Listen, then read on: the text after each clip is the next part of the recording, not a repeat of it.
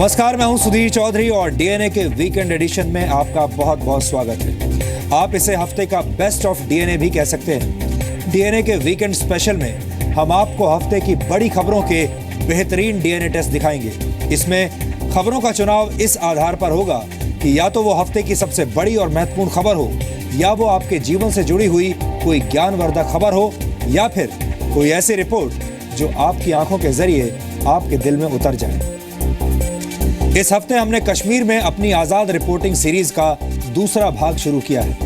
आज की तारीख में कश्मीर में जाकर वहां के जमीनी हालात पर सच्ची रिपोर्टिंग करना बहुत मुश्किल काम है, लेकिन जी न्यूज की टीम ने बहुत जोखिम उठाकर ये रिपोर्टिंग आपके लिए की है। आज कश्मीर के हालात को लेकर हम जो खुलासे आपके सामने करने वाले हैं, उनसे पाकिस्तान पूरी दुनिया के सामने बेनकाब हो जाएगा। आज हम आपको कश्मीर को उस हिस्से में लेकर चलेंगे जहां 2 महीने पहले आतंकवादी बुरहान वानी मारा गया था। इसके बाद कश्मीर की सड़कों पर आगजनी और पत्थरबाजी की तस्वीरें आपने लगातार देखी होंगी। पाकिस्तान ने इन्हीं तस्वीरों का हवाला देकर यूनाइटेड नेशंस में झूठ के किले बनाए और भारत के कुछ डिजाइनर पत्रकारों ने भी पूरी दुनिया को यह बताने की कोशिश की कि पूरा कश्मीर जल रहा है। लेकिन आज बुरहान वानी के एनकाउंटर की लोकेशन से हम आपको कश्मीर और वहां के पत्थरबाजों का पूरा सच दिखाएंगे। ये सिर्फ एक रिपोर्ट नहीं है, ये कश्मीर पर एक मुकम्मल दस्तावेज है और आज डीएनए में इस दस्तावेज को पूरा देश देखेगा। जी न्यूज पर आजाद रिपोर्टिंग सीरीज को आपने बहुत समर्थन दिया है, बहुत पसंद किया है। आज हम आपको ये दिखाएंगे कि कैसे कश्मीर से हुई आजाद रिपोर्टिंग ने पूरे देश को एक सूत्र में बांध दिया है और कैसे लोग इस रिपोर्टिंग को देखने के लिए अपने पूरे परिवार के साथ हर रात 9 बजे जी न्यूज के साथ जुड़ जाते हैं। उरी में हुए आतंकवादी हमले के बाद कई एक्सपर्ट्स, कई टीवी चैनल्स और अखबार ये दावा करते रहे कि भारत पाकिस्तान के साथ अपनी 55 साल पुरानी सिंधु जल संधि, जिसे आप इंडस वाटर ट्रीटी भी कहते हैं, उस ट्रीटी को तोड़ सकता है।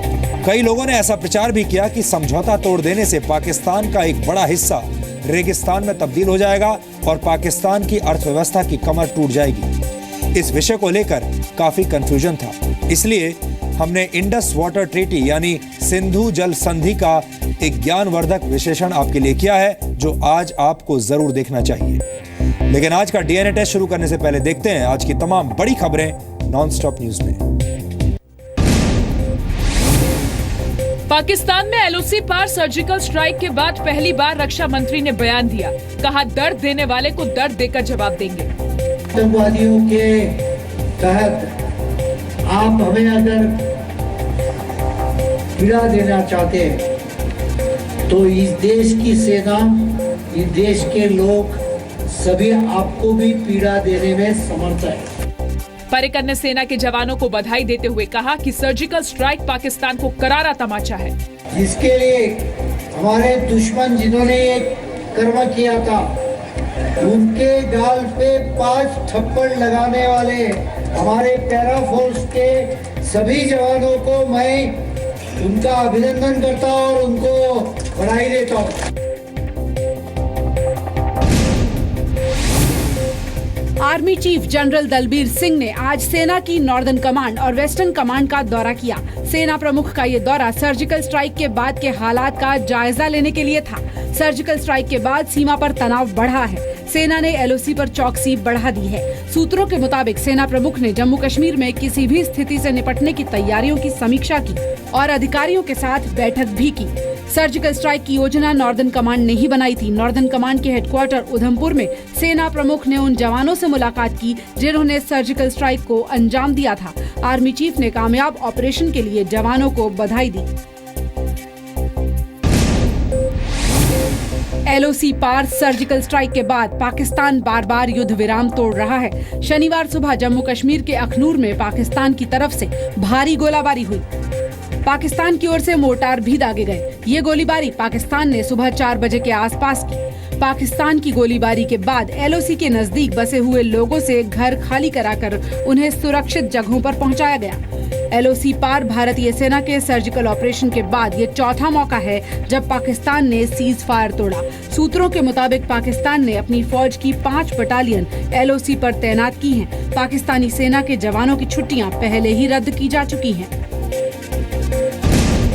चीन ने तिब्बत में ब्रह्मपुत्र की सहायक नदी का पानी रोक दिया है। यारलुंग जेंगबो नाम की इस नदी पर चीन एक बिजली परियोजना की शुरुआत कर रहा है। चीन के इस कदम से भारत के असम, सिक्किम और अरुणाचल प्रदेश में पानी की आपूर्ति में रुकावट आ सकती है। साथ ही बांग्लादेश के कई इलाकों पर भी चीन की इस हरकत का असर हो सकता है। चीन ने यह कदम ऐसे वक्त उठाया है जब उरी हमले के बाद भारत पाकिस्तान से सिंधु समझौते की समीक्षा कर रहा है।